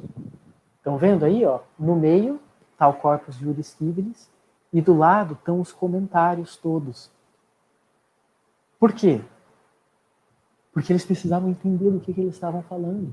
Olha aqui que legal, tinha até esse desenho. Então, ó, o que está falando ali naquele, ó? Você faz uma mãozinha apontando e aí você faz ali embaixo uma anotação, certo? Ok. Isso era o direito medieval, galera. Você tinha o Corpus Juris Civilis, né, no meio, ou o Corpus Juris Canonici também, e ao lado, né, quase com o código dos comentados, né, às vezes vai ter, dependendo do autor, historiadora que a gente trabalhar, vai ter ali uma diferenciação entre o que seriam as glosas e os comentários, né? E etc. Eu coloco tudo junto, ainda mais quando a gente fala aqui nesse caso. Mas que você funcionaria mais ou menos como se fosse um código comentado, igual esses que a gente tem hoje, não muito diferente mesmo, galera. Se você abrir, por exemplo, a Lei da Boa Razão, do jeito que ela tá ali no site do Senado, é igualzinho um código comentado hoje, galera. É muito doido. Ou desse jeito, tá? Você escrevia ou no rodapé, tinha uns que eram no rodapé. Você escrevia no meio das outras palavras, na entrelinha, tá? Ou você fazia no rodapé, ou você fazia nas margens. Tá vendo? Beleza. Vamos lá. Ele pega 1000 anos de conhecimento, né, que se fazem assim. Aí, ó, tá vendo na entrelinhas? Olha que interessante. Ele pega, risca ali e diz o que significa aquela palavra. Ok? E ele vai pegar esses 1000 anos e vai falar, olha, é isso aqui. Veja como ele simplifica para desenhar. Veja como ele faz disso aqui um espantalho. Pois é, Beccaria estava certo. Ele estava fazendo um livro político aqui, tá? É um livro filosófico que hoje a gente vai chamar de política criminal. Mas é um livro político, é um estamento político. Ele está certo. Quem está errado? Quem está errado? Quem hoje em dia reproduz esses mitos, tá? E se você quer estudar em algum momento, em algum lugar, alguma ideia de o que é a história dos vencedores, né? E não a história dos vencidos, eu acho que o lugar para isso é na introdução histórica dos manuais. Na introdução histórica dos manuais, você vai criar uma série de mitos que servem para uma questão só. Uma série de mitos que servem para justificar o estado de coisas atual. Você cria, você instrumentaliza o passado, pedaços de passado, meias verdades, de uma forma que o direito atual saia fortalecido. E eu lhes pergunto, a quem serve? A quem serve fazer esse tipo de coisa? Como o direito se transforma na história dos vencedores? Como o direito, mais do que outras humanidades, compra o discurso do vencedor? Como o direito olha para o passado e fala, olha, o passado sempre foi pior, hoje estamos na melhor situação. E como o mesmo direito, os mesmos manuais vai olhar e vai falar, não, olha, isso aqui tem que ser assim, porque desde que o mundo é mundo, é assim. Então, olha só, se você pegar um mesmo manual de direito, você vai encontrar as duas instrumentalizações da história. Uma dizendo, olha como eles eram bárbaros, impiedosos e cruéis. O direito penal de hoje é o mais humano de toda a história. E o outro dizendo, não, desde que o mundo é assim, então não podemos mudar, olha, nunca foi diferente, não pode ser diferente. E aí eu lhes pergunto, isso é o conto da carochinha, não é? Isso é o conto da carochinha. Que você conta para crianças, para que você as ensine o que é certo, o que é errado, para que elas comprem o que você acredita que seja certo. Quando você pega o manual de direito penal e vê aquela introdução histórica, pois é, infelizmente são apenas histórias para boi dormir. A história problematiza não só o direito do passado, mas o direito atual. A história tem a potencialidade crítica de dizer, olha, talvez isso que a gente faça agora não seja assim as mil maravilhas. Talvez isso que a gente acha que desde que o mundo é assim, talvez não fosse assim. Essas simplificações, elas não estão aí por erro. Elas estão por acerto. O acerto de quem quer um manual escrito do início ao fim, de acordo com a ideia de direito que eles querem que você compre. E acho que essa era mais ou menos a minha fala. Tinha mais alguns pontos que eu ia trazer, mas eu acho que a gente conseguiu fazer um fio da meada aqui, legal, né? Acho que assim ficou mais ou menos legal. Eu peço desculpas pelas falhas na internet, que inclusive deixaram talvez minha fala um pouco mais confusa, eu peço desculpas. Mas a questão que eu gostaria de trazer aqui é a seguinte, quais são os mitos que a gente ainda acredita hoje. Quando você abre um manual de direito, quais são os mitos que você encontra ali? E eu quero que você os problematize. Desacredite e desconfie do seu manual. Vá atrás de uma literatura histórica para falar com o passado. É mais gostoso caminhar na praia e descobrir o fundo do mar pelos restos que a espuma te traz de presente. Muito obrigado a todos e a todas. Gustavo, te devolvo a palavra. Obrigado, professor, pela brilhante palestra. Aprendi muito, né? Gostei muito dos recursos visuais utilizados, né? Principalmente as pinturas, né? Essa análise eu não tinha visto ainda. Então, para mim, foi bem enriquecedor e acredito para os que estão assistindo também, né? Então, mais uma vez, obrigado por ter aceitado o convite, né? E podermos fazer essa conversa hoje. Falávamos um pouco antes, né? Nos bastidores, né? Que eu já lecionei a disciplina de História do Direito e gosto bastante de História, quase que como um hobby, né? Essas questões, esses legados da humanidade, a gente fica, eu particularmente fico fascinado, né? É claro que não na profundidade que o professor estudou, mas assim, essas questões de autoritarismo, por eu me considerar da área de ciências criminais, então, Inquisição, ditaduras, né, essas origens dos códigos penais, né, você bem lembrou, o Código de Hammurabi, Lei de Talião, as representações dela na Bíblia. Então, eu passo por esses caminhos mesmo quando eu dou aula de ciências criminais, eu trago à baila algumas dessas considerações. Então, eu acho muito importante a gente discutir história e a questão do uso das fontes primárias que o professor colocou, porque isso daqui não é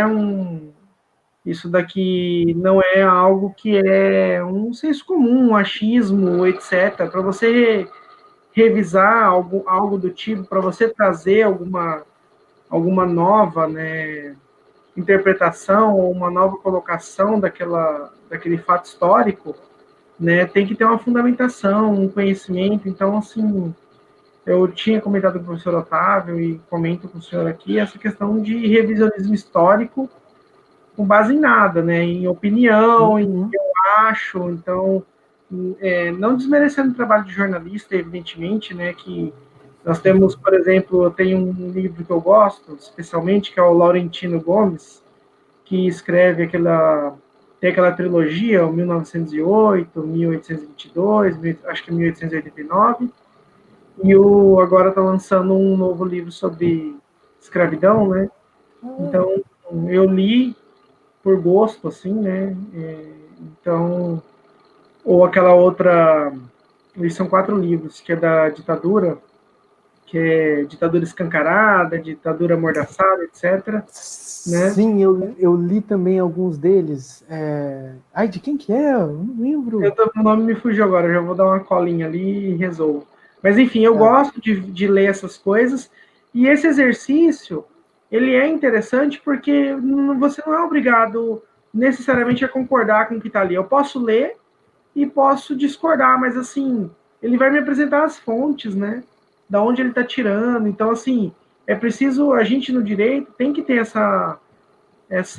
não só o direito, qualquer ramo científico, né, ou qualquer ramo que estude, que se preocupe com isso, né, de colocar suas posições, mas por uma questão argumentativa mesmo, né, se você vai refutar alguma fonte, se você vai trazer alguma coisa, você tem que observar esses argumentos. E por que eu estou falando isso? Porque a gente tem, né, virou uma espécie de moda aqui, talvez por causa do acirramento político, esses livros de revisionismo histórico, né, que trazem versões históricas ou que são minoritárias e querem se passar por majoritárias, que talvez até existam, ou imaginárias, que não tem fonte nenhuma, e aí cria-se essa mitologia que o professor mencionou, né? Começa a se vender aquilo como uma verdade, como uma espécie de culto, e ninguém sabe de onde vem e simplesmente se reproduz sem nenhum senso crítico. Então, Com certeza. lá fora, na conversa do bar, no seu churrasco de família, etc., é menos grave. É grave ainda, mas é menos grave. Agora, dentro da academia, né, nós temos que ter essa preocupação de. E há fontes para isso, o professor mencionou os livros, vários livros aqui, eu anotei alguns também notas, né? Fui até buscar o meu Delitos e das Penas para dar Ah, que legal. uma olhada aqui na introdução, né? E aí, assim, isso tudo me fascina bastante, professor. Então, obrigado mais uma vez, né? É, eu vou fazer uma pergunta, na verdade, que é mais no sentido de o senhor falar um pouquinho mais sobre a sua como que se deu a sua passagem pela faculdade, o que o senhor fez de monografia, Sim. ou a experiência do mestrado, para quem quer fazer, ou, enfim, sobre o que o senhor pesquisou, que a gente faz uma ponte de pergunta inicial enquanto eu dou uma olhadinha lá no chat também, tá bom? Poxa, que legal. Ô, Gustavo, que gostoso e é muito bom. Eu também aqui na UEM agora estou como professor de Direito Penal 1 e Direito Penal 2. E eu acho que é muito importante a gente trazer esse olhar histórico, não só para a história do direito, para a filosofia do direito, mas também para as dogmáticas. Eu acho que é muito importante. Que legal que você faz isso, cara. Eu acho que o direito penal só tem a ganhar. Só um PS aqui, eu abri aqui meu Kindle, ó, e eu tô com um livro aqui, eu tô lendo o Hélio Gaspari. Hélio Ah, é, Gaspari, Gaspar, verdade. os da ditadura, sim, eu tô lendo eles aqui agora. Eu li o primeiro volume e parei. Aí eu uso o Laurentino, a trilogia antiga, falta eu ler o último. Mas eu estou bem curioso para ler o novo dele. Né? Inclusive, eu vi algumas entrevistas, tem alguns aspectos polêmicos, só para te passar a palavra de vez, né? Não, tem algum. Ele, Não, claro. ele menciona alguns registros de fontes primárias, por exemplo, né? Que ele contra diário de bordo de navio, falando de navios negreiros, né? Falando inclusive que os tubarões eles alteraram as rotas deles de alimentação Uhum. porque qualquer crime, qualquer coisa, qualquer doença, etc., os caras jogavam os escravos no mar como se fosse uma mercadoria descartável, e aí os tubarões se alimentavam daquelas pessoas e pararam de querer caçar. Então, assim, o nível que era de truculência, crueldade, desumanidade que era o tráfico negreiro, né? Então, isso ele vai trazendo essas fontes mencionando de onde ele vem tirando e tal, então me prendeu bastante atenção por ser uma coisa, a gente está na Semana da Consciência Negra, então eu estou bem pesquisando e lendo algumas coisas. Quem segue o Erga Omnes, essa semana e alguns alunos estamos fazendo as postagens, cuidando, eu escolhi essa temática, está falando de filme, de direito, de relações políticas sobre esse assunto, então eu estou bem influenciado, assim, porque é revoltante, é indignante, né? Você vai vendo, Nossa, estudando e tal. demais. Então, professor, só para fazer esse parênteses, para devolver a fala para o senhor. Ah, tranquilo. Não, só puxando um parêntese dentro do seu parêntese, então, se eu puder. Tem saído uma literatura nova agora, do Jorge Caldeira, que ele vai fazer uma análise diferente da história e ele vai atrás de uma análise econômica, ele vai fazer econometrias, um monte de coisa que, assim, eu honestamente finjo que entendo, mas tem muita matemática para eu conseguir realmente entender. Mas ele vai dizer como a economia do Brasil era toda dependente do tráfico de escravos, até 1889, que o Brasil inteiro ele dependia, todo o sistema de créditos, etc., girava em torno do crédito, igual a gente tem crédito, débito, do crédito que girava em torno da escravidão. E eu achei isso muito doido. E é nessas abordagens que a gente vê como o Brasil dependia da escravidão e o Brasil era a escravidão. Né? Isso é muito doido de ver. Pô, que legal. Não que legal a escravidão, tá? Que legal o estudo dela. É isso que eu quis dizer.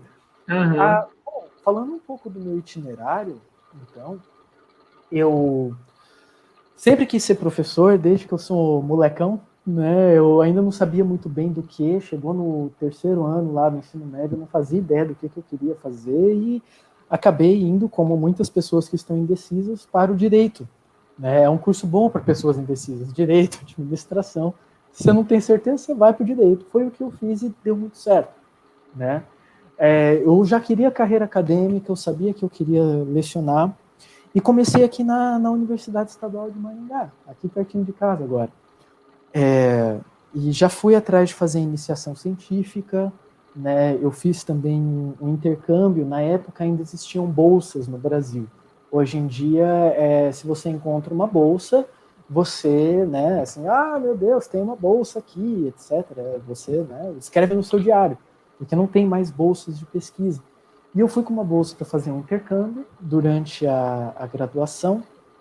Meu TCC eu fiz estudando uma questão bem específica de um autor italiano chamado Raffaele Garofalo, e como que o Garofalo, que teria uma ideia de que o crime seria algo natural ou artificial, né, e que o delito político seria artificial, eu peguei ao longo de várias obras dele como que as alterações políticas na Itália, da segunda metade do século XIX, mudavam o pensamento dele sobre o direito. E aí eu consegui ver que, no fim das contas, o direito político não era tão artificial assim quando ele falava, por exemplo, de anarquista e socialista, que para ele era tudo a mesma coisa. E aí eu já estava no mestrado eu trabalhei com a recepção da criminologia positivista aqui no Brasil. Né? Lembrando que o mestrado não é só dissertação, galera. O mestrado, você faz um monte de disciplina. Acho que foram os 2 anos da minha vida que eu mais cresci. De uma semana para outra, eu era um Raul completamente diferente. Você encontrava algumas leituras que você lia assim e você pensava, eu acho que meu mundo agora é outro. Mundo? O que é mundo? Peraí, eu vou ter que pesquisar alguém que me diga o que é mundo, porque eu não sei mais. E isso é sensacional. Como eu fui para o mestrado? Galera, eu vou dar uma dica aqui que não é oficial, tá? Entre em contato com quem faz mestrado na universidade que você quer entrar. Essa pessoa vai conseguir te dizer quem são os professores, o que eles pesquisam. Ela já passou recentemente por um processo seletivo. E geralmente, e depois quando eu estava como mestrando, muitas pessoas vieram me procurar também. E, em geral, a gente fala com toda a felicidade. Olha, é super legal. No processo seletivo eu estudei de tal e tal e tal forma. Tal livro eu li, tal livro eu fichei. Tal livro eu não encontrava, então eu precisei trabalhar em cima de uma versão antiga e não sei o que, etc, etc, etc. E essa seria uma dica que eu dou. Você começar a pesquisar desde o início da sua graduação, fazer iniciação científica, escrever artigos para as disciplinas, procure seu professor, sua professora, para te auxiliarem nessa tarefa, isso é muito importante. E depois, se você quiser seguir no mestrado, encontre alguém que já esteja cursando mestrado ali, cursando doutorado ali, que essa pessoa vai te dizer como funciona aquela universidade, porque cada universidade é um universo diferente, né? E eu sou professor já há alguns anos, gosto muito do que eu faço, trabalhei em algumas universidades privadas antes, depois fui para a Unemat, e aí por as questões da pandemia e etc, eu vim aqui para Maringá, para a UEM, e estou gostando muito daqui também, afinal é estar em casa, né, onde eu me formei. E agora eu não contei para vocês, no final das contas, porque eu comecei semana passada, eu sou doutorando também. Eu passei recentemente. Eu estou fazendo doutorado pela Universidade da Tuscia, na Itália. E estou, por enquanto, pesquisando justamente esses diálogos Brasil e Itália na história do direito. E estou muito feliz, galera. Esses autores, né, que você mencionou, você estudou o Garofalo, né? A gente vê na criminologia, né, passando por esses criminalistas, né, o Enrico Ferri, Garofalo, etc., Eles mesmos. período. E também quando a gente estuda processo civil, que a gente vê a teoria geral do processo civil, que o processo penal empresta alguns conceitos, né, embora tenha um processo próprio, a gente vê esses doutrinadores italianos processualistas que são muito bons, né? Então essa parte da doutrina é estudada ou não é, enfim, porque também essa questão da precarização, né, dos manuais e tal. Mas quando tem essa parte de construção histórica, quando você vai fazer nas disciplinas, sempre é mencionado. Então é uma coisa bem interessante. o seu estudo, professor. Obrigado por nos dar as dicas, né, mencionar isso, porque, assim, a carreira acadêmica no Brasil é uma coisa bem complicada por uma questão de acesso e também por uma questão de não reconhecimento da classe, etc. É uma eterna luta, né, para ser professor, né?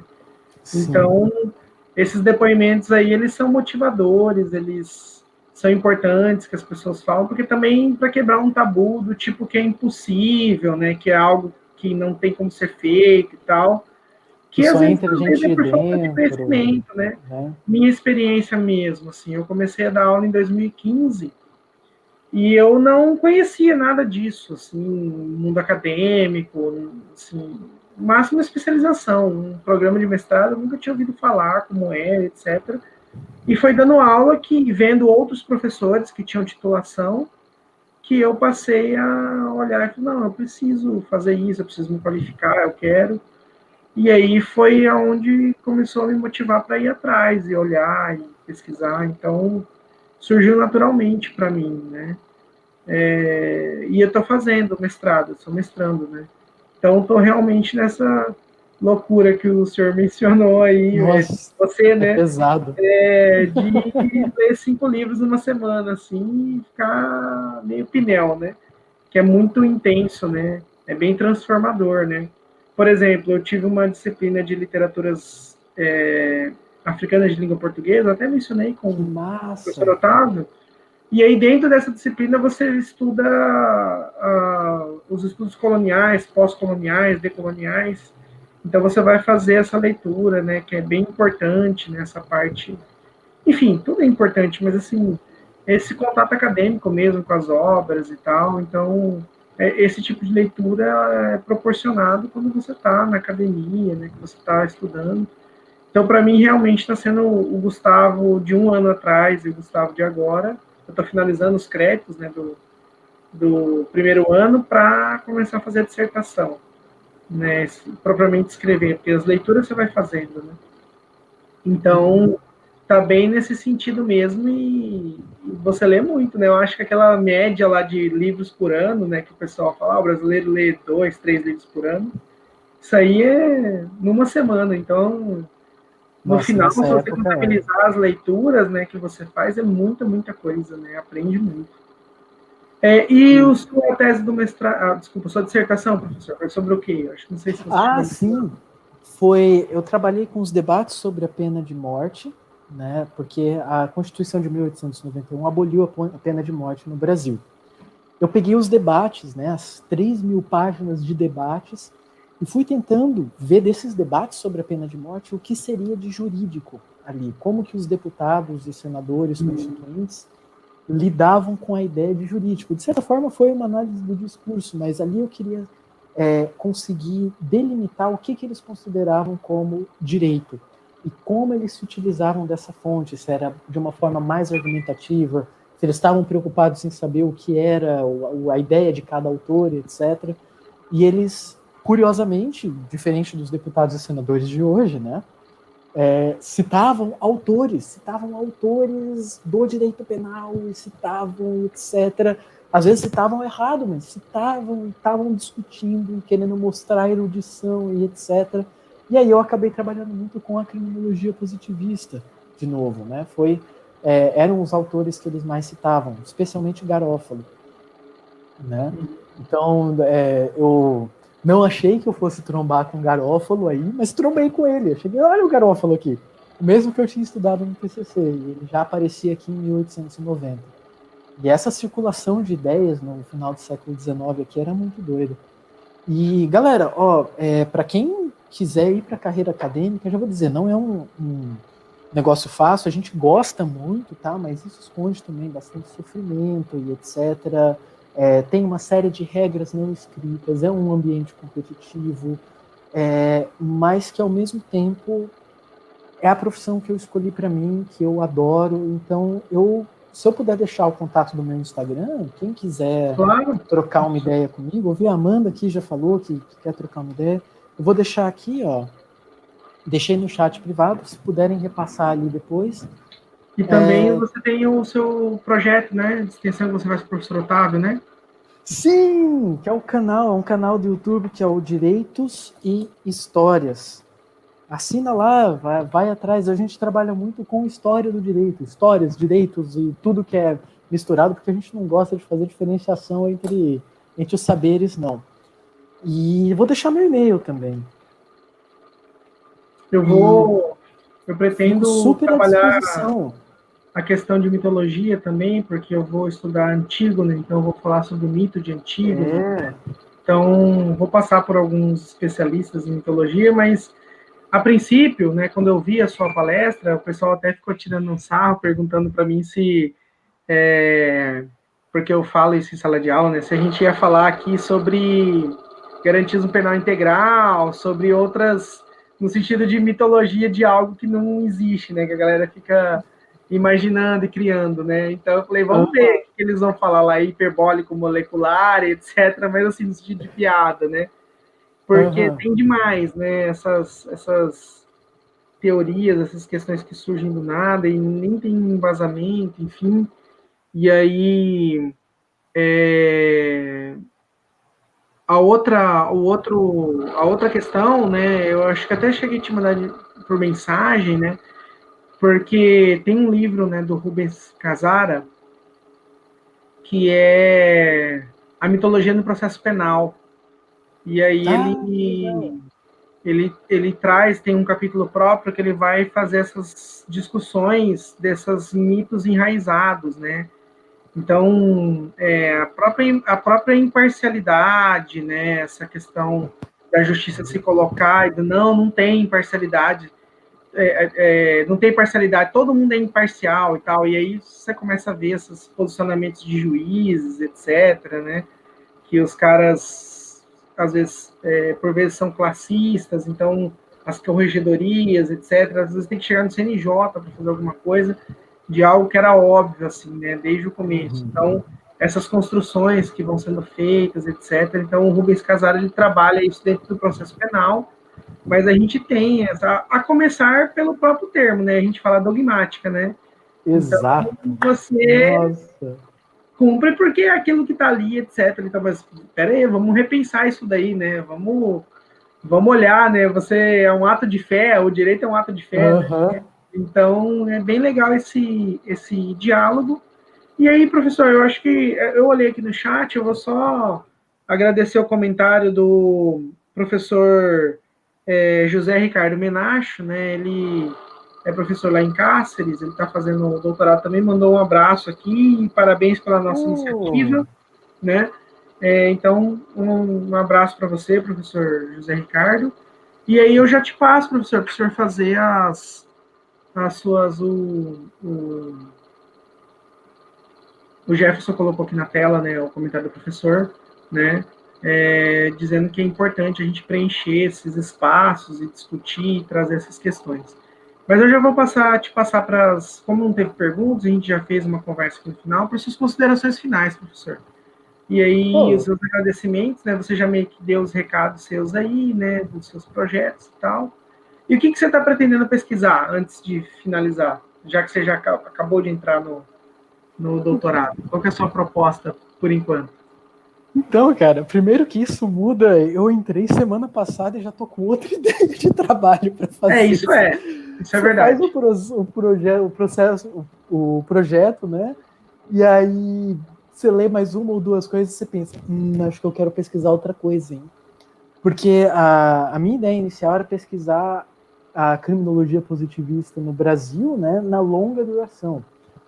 Então, tentar trabalhar com isso na longa duração, tentar mapear até os tempos recentes, por exemplo, como que a gente teria influência desse discurso de Lombroso, Garofalo e Ferri.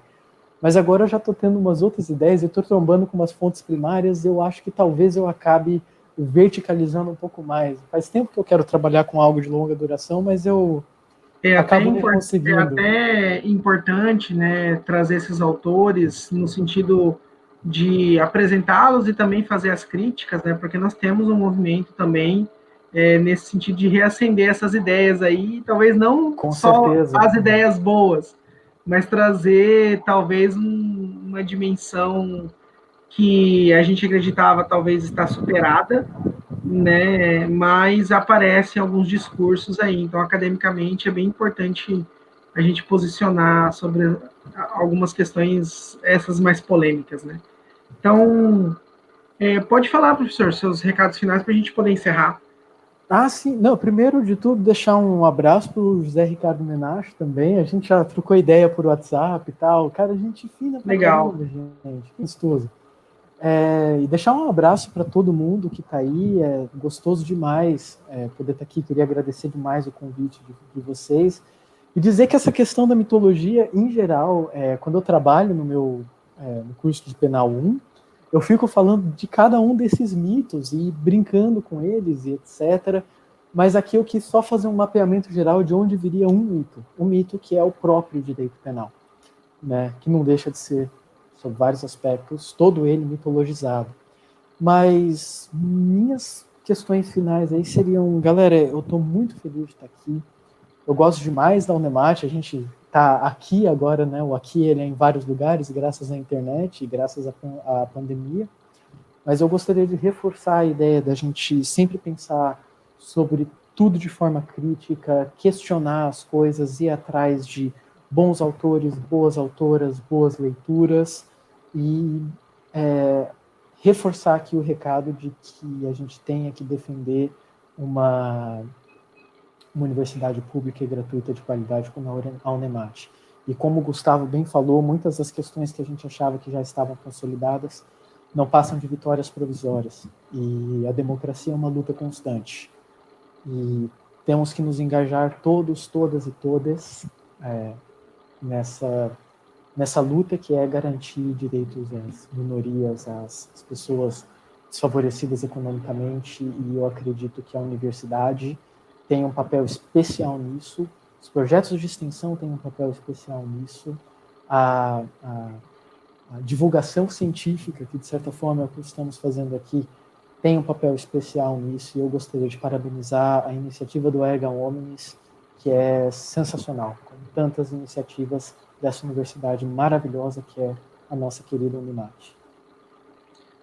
Obrigado, professor. Eu começo te agradecendo imensamente, né, o nosso convite, que aceitou, e podemos, que seja essa a primeira de muitas, né, se Deus quiser, pontes, ligações que nós podemos fazer, né, sucesso no seu doutorado, né, aproveitar para agradecer aqui o pessoal que nos deu suporte, né, os alunos, ex-alunos, egressos, né, o Jonas, o Jefferson e a Amanda, que estiveram aí nos bastidores, né? Mais uma vez agradecer a professora Evelyn, coordenadora do curso de Brasnorte, coordenadora do curso de Direito aqui de Barra do Bugres, a professora Juliana, né, que está coordenando esse ciclo de lives, e a professora Valesca, né, que coordena o Erga Omnes, né? Então, essas interações aí estão sendo fantásticas, estamos aprendendo muito. Isso aqui vai ficar registrado, vai ficar na internet, a gente vai postar, então você pode ver depois, etc. De certa maneira, é um registro que fica do nosso tempo, né? O que estavam falando, etc. O virtual vai permitir isso, né? Nós tivemos muitas palestras físicas, né? Antigamente, presenciais dos eventos, então, maravilhosos, né? Que sinto falta também dessa interação depois, né? Sair para tomar uma bebida, conversar, jantar, etc., né? Que não dá, mas assim permite isso. O professor em Maringá e eu aqui em Barra do Bugres, conversando, e outras pessoas de outros lugares assistindo das suas casas. Então, essas são as vantagens, né, dessa nova configuração no mundo com a pandemia, né? Então, eu dou boa noite a todos, obrigado para os que estiveram aqui, nos acompanharam, obrigado, professor, mais uma vez, eu dou por encerrado o evento de hoje. Até a próxima. Eu que agradeço, até a próxima, galera.